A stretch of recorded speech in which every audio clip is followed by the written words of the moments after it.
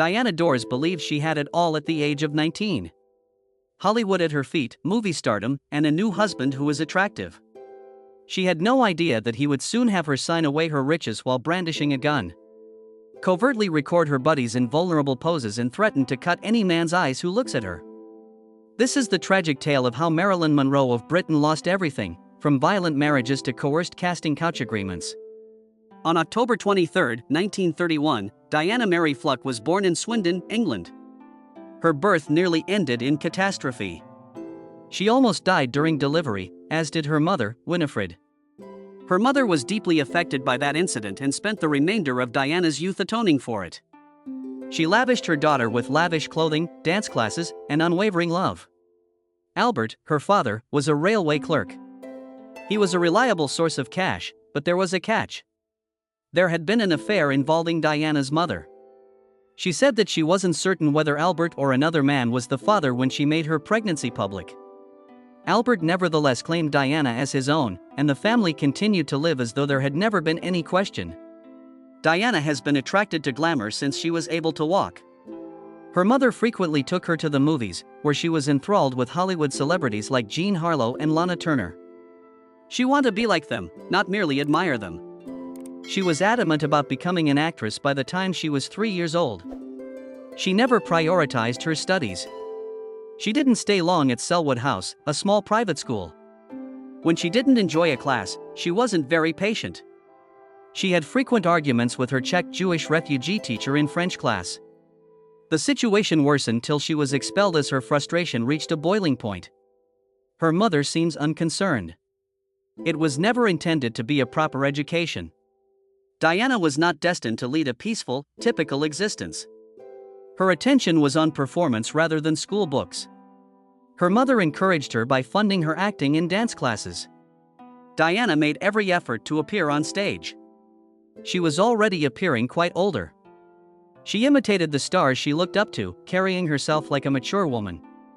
Swindon was home to American soldiers during World War II. They carried with them Hollywood tales of glamour, wealth, and celebrity. Diana took in all that was said.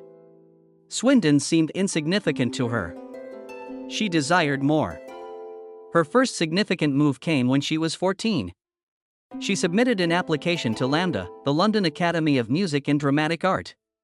She lied about her age to gain entry even though she was too young. It was a momentous occasion. The Academy has never admitted a younger student than her. It was a shock to go to London. She moved into a tiny room at the Earl's Court YWCA, leaving behind her cozy house. She received a weekly allowance of £2 from her father. However, it was insufficient. She became a model in order to make ends meet. She earned 1 guinea an hour, which at the time was a respectable wage, by posing for the London Camera Club. She made an immediate impression at LAMDA. She was gifted, self-assured, and driven to make an impression. She signed with the Gordon Harvard Agency during her first term. Peter Ustinov honored her with a bronze medal for elocution shortly after. She received silver with honors the next term. London was not an easy place to live. She was young, unmarried, and having financial difficulties. She seemed unfazed by it, though. Her only strategy was to act. No backup was available. She continued modeling for her own income. She changed her age when needed to land better jobs. Although it wasn't totally truthful, it was effective. She was able to pass as older thanks to her mature appearance, which opened doors. She was more than a photo posing machine. She played minor parts in plays such as Death Takes a Holiday and A Weekend in Paris. She then competed in a beauty pageant for Soldier magazine in 1946. Even though she finished third, it was enough to draw attention to her.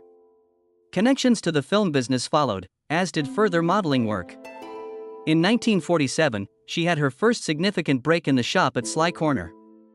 Eric Lepinesmith, the casting director, saw her perform and believed she deserved more than a minor walk-on role. She was paid £8 a day for 3 days of labor, and the duty eventually expanded to include speaking.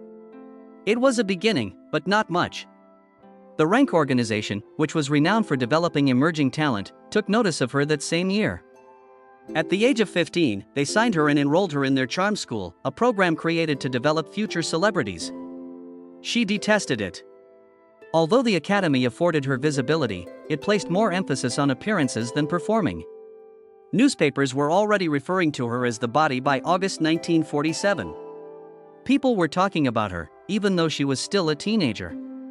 Her ascent in British movies was swift.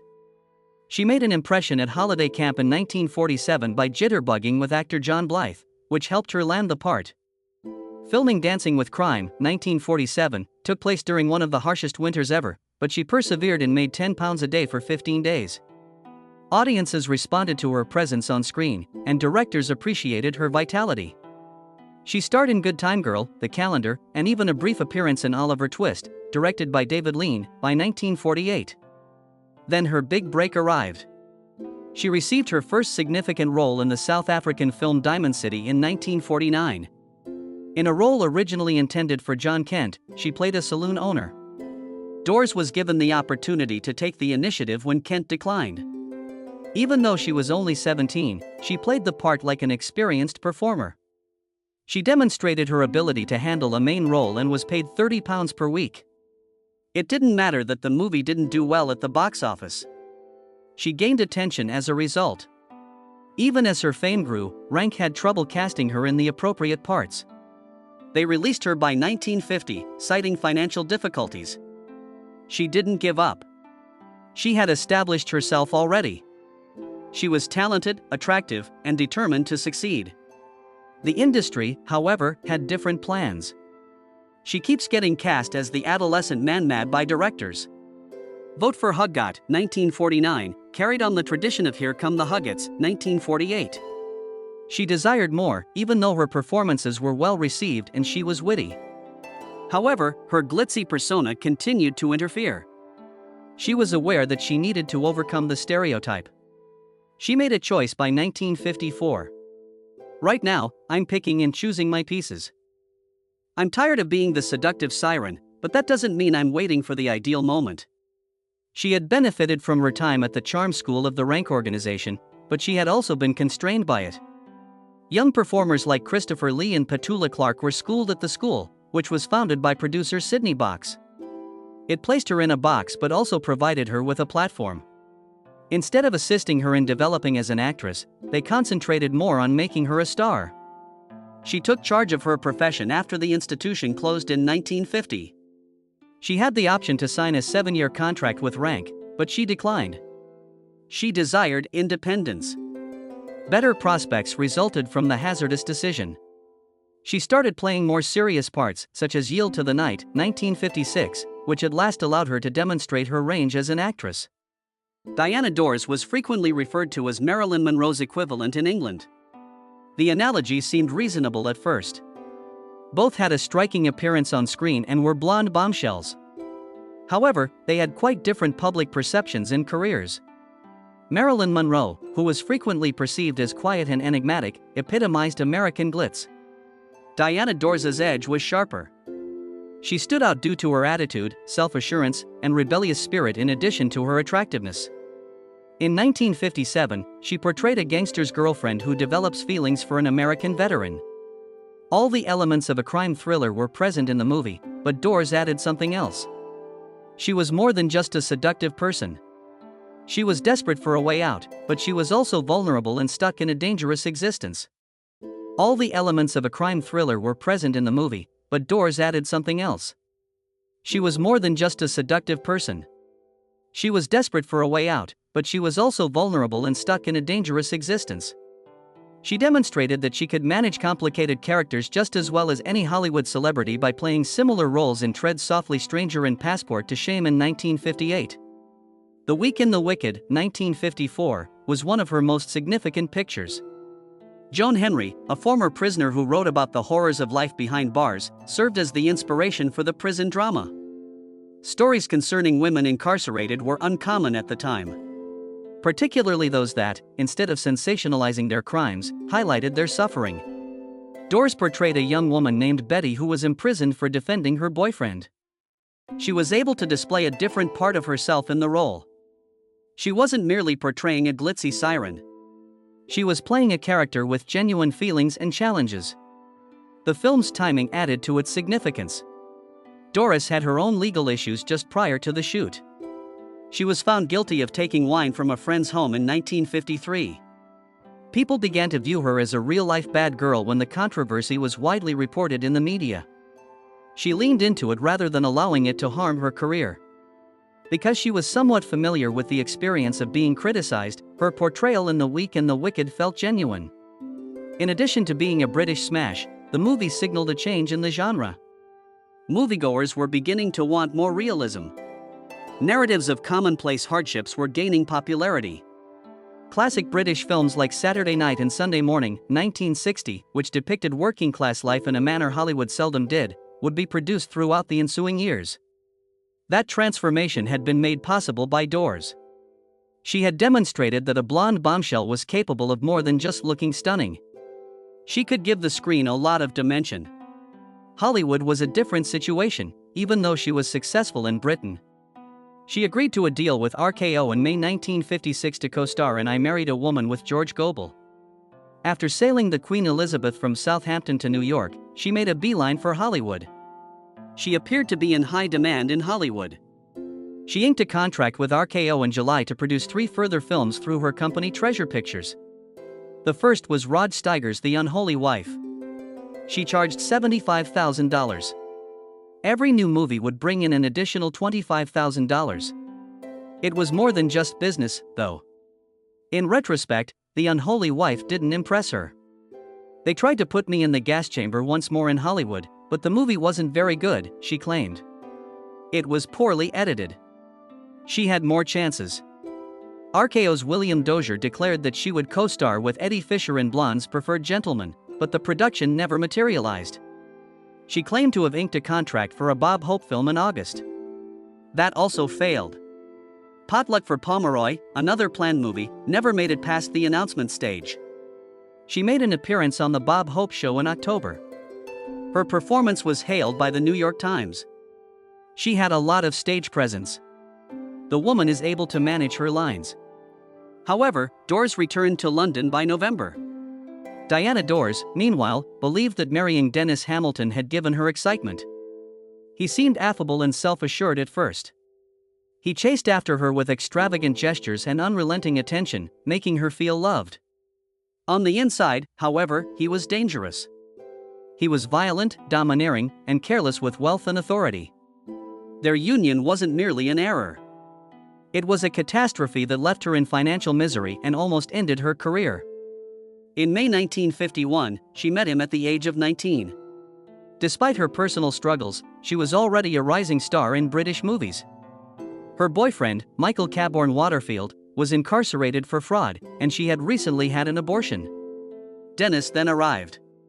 With a boldness that made him difficult to ignore, he approached her and asked for a light. He was able to make her feel unique. He sent her flowers every day. At first, the intensity of his pursuit of her felt exciting. Dennis didn't care that Michael was still in the photo. Dennis took action as soon as Michael was given a 2-week jail sentence. They were married in a few weeks after he proposed.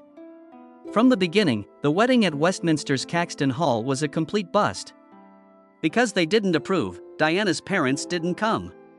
She falsified their signatures because she was under 21 and needed them to be married. On the day of the wedding, the registrar confronted them after receiving a tip. Dennis threatened the man until he agreed to officiate by grabbing him by the throat.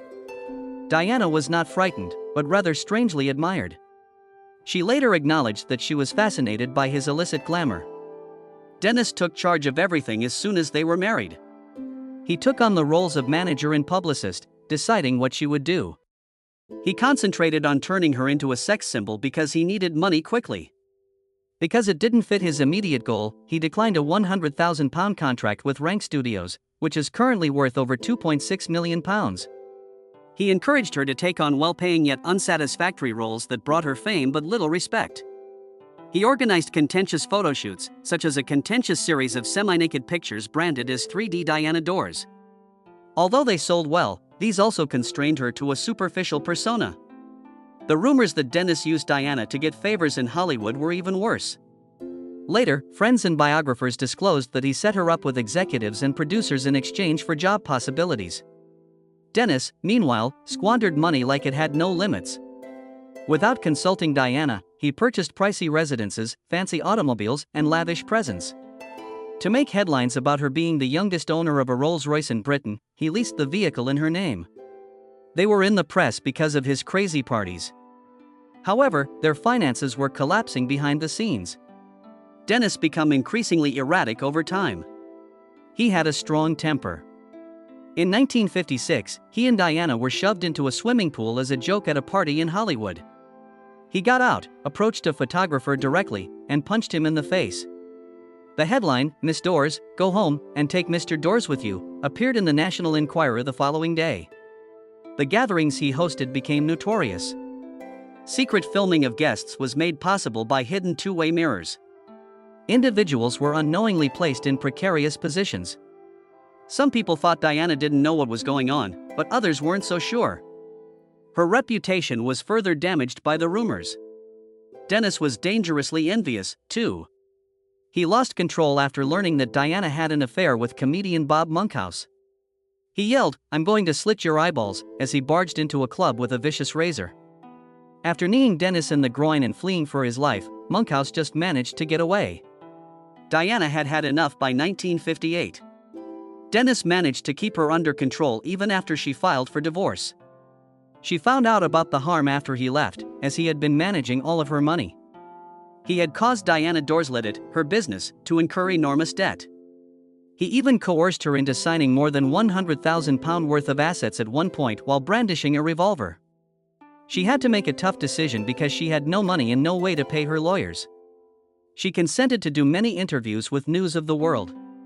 She spoke the truth about her marriage over a period of 12 weeks. She discussed the dark parties they had thrown, the casting couch dealings, and Dennis's dominance. People were taken aback. She was even referred to as a wayward hussy by the Archbishop of Canterbury. Diana's journey was far from ended, even though she had barely survived her marriage to Dennis Hamilton. Hope was the foundation of her second marriage to Richard Dawson. Diana had enough by 1958. Dennis managed to keep her under control even after she filed for divorce. She found out about the harm after he left, as he had been managing all of her money. He had caused Diana Dorslet, her business, to incur enormous debt. He even made her sign assets totaling more than £100,000 at one point while he was holding her at gunpoint. She had to make a tough decision because she had no money and no way to pay her lawyers. She consented to do many interviews with News of the World. She spoke the truth about her marriage over a period of 12 weeks. She discussed the dark parties they had thrown, the casting couch dealings, and Dennis' dominance. People were taken aback. She was even referred to as a wayward hussy by the Archbishop of Canterbury. Diana's journey was far from ended, even though she had barely survived her marriage to Dennis Hamilton. Hope was the foundation of her second marriage to Richard Dawson. They connected right away after meeting on The Steve Allen Show in 1959. They were married in New York a few months later on April 12. Richard was a British-American comedian who was still advancing in his career. Already famous, Diana thought she had found someone who really got her world. Gary and their two kids were born in 1962. Life appeared to be going well for a time, but then cracks appeared. The majority of the financial load was on Diana, who worked tirelessly to support their family in California. She was worn down by the demands of being the primary provider and a mother. Their marriage was strained by financial difficulties. Things had collapsed by 1964. In 1967, their divorce was finalized. Diana allegedly consented to the decision to give Richard custody of their sons so they could remain in Los Angeles. Diana was in a challenging situation as a result of the breakup. She had to start over after experiencing financial difficulties, including bankruptcy. Although it was difficult to stop seeing her kids on a regular basis, she persisted. She changed who she was. She found new options and regained control of her career by transitioning from movies to television and cabaret. She then got to know Alan Lake. He was a charming and energetic actor who was over 10 years her junior. They had an electric connection. They were married on November 23, 1968, just 6 weeks after they first met. Diana referred to Alan as her true love. Jason Dors Lake, their son, was born in 1969. Both passion and difficulties were present in their marriage. There were difficult times in their relationship, as Alan battled alcoholism. In spite of this, Diana continued to work and accepted her roles as a wife and mother. In show business, Diana Dors knew how to make it. She was beginning to lose the glitzy blonde bombshell persona that had brought her fame in the 1950s. The 1970s saw a change in the situation. There were fewer movie roles available, and actresses of a new age were replacing them. Rather than resisting, she discovered a new way. Her major comeback was Queenie's Castle, and television became her second act.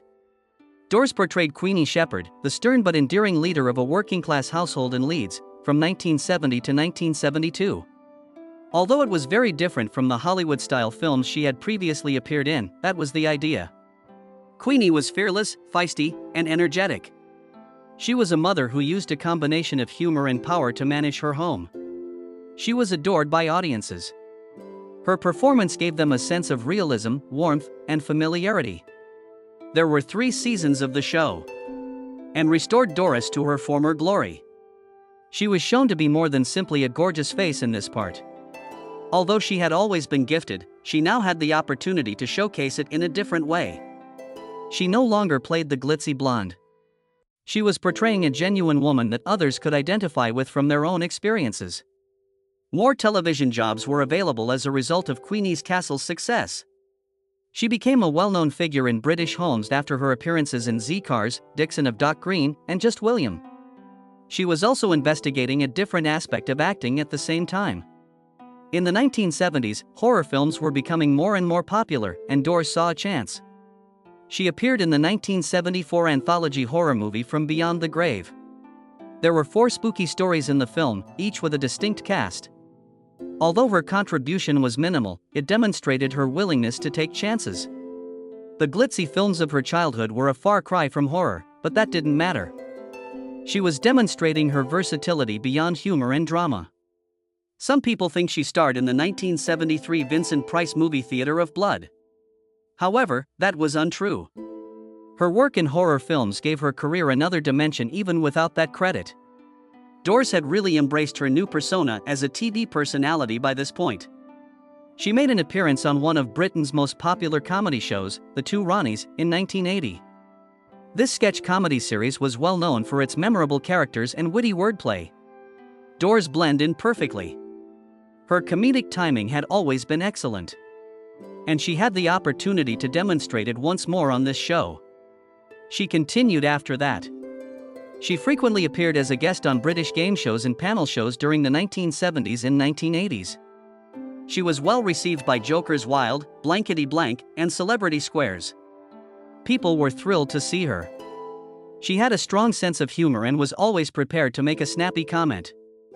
She had transformed from a movie star to a well-liked performer who could brighten any space simply by being herself. Her comedic skills were not limited to television. She rose to fame as a cabaret artist, captivating audiences with her witty repartee and intimate tales. Acting was one thing, this was another. There were only Dors in the audience and no director or script on stage. She had the ability to hold people's interest, make them laugh, and manipulate a crowd. She even made radio appearances with her humor. She once again shone her wit and charm on BBC Radio 2's The Law Game. She had a knack of connecting with people, regardless of the medium. The secret to her success was that she never lost sight of the public. She changed, developed, and continued to come up with fresh methods to amuse. Diana Dors led a glamorous, well-known, and contentious existence. However, sorrow and illness characterized her latter years. She fought encephalitis, had several surgeries, and was diagnosed with ovarian cancer. She passed out at home on May 4, 1984, due to excruciating abdominal pain. After several hours, she passed away in Windsor's BMI Princess Margaret Hospital. She was just 52. A week later, the Sacred Heart Church in Sunningdale hosted her funeral. The service mirrored her faith, as she had become a Catholic in 1973. Although Diana was laid to rest in Sunningdale Catholic Cemetery, her story continued long after she was away. She left behind a secret before she died. It was a secret code, a mysterious message that alluded to her riches dispersed over several European bank accounts. At first, the concept looked unfeasible. For years, Diana had battled financial difficulties. She had filed bankruptcy and led an extravagant life, spending more than she could afford. However, tales of a secret wealth started to circulate. People began to speculate. Had she been hiding millions of dollars? The story was all the more fascinating because of her past. She had been connected to the Cray twins and other dangerous and influential people. Some thought she had concealed her bank transactions using an antiquated Masonic encryption scheme. If accurate, it indicated that she had taken unusual measures to conceal her money. Her son, Mark Dawson, made the mystery public. Diana had given him a piece of paper with a code on it before she passed away. She didn't give him the whole message, but she did tell him it was crucial. Alan Lake, her husband, had been granted the second half. When combined, these two components would provide the secret to her fortune. Then another catastrophe struck. Alan Lake committed suicide 6 months after Diana passed away. Everything changed when he passed away. The code's second half was irretrievably lost. With only half of the jigsaw left, Mark could not decipher his mother's message completely.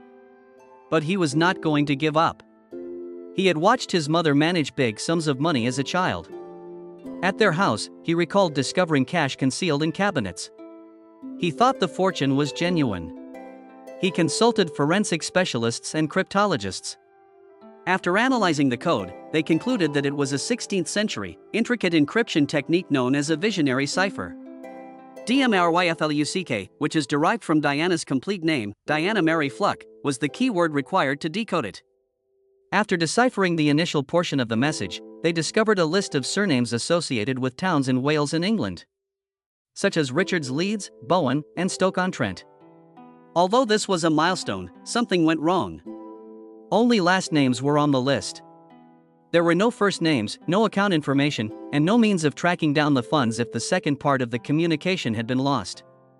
Mark had almost reached the answer, but it was still just out of grasp.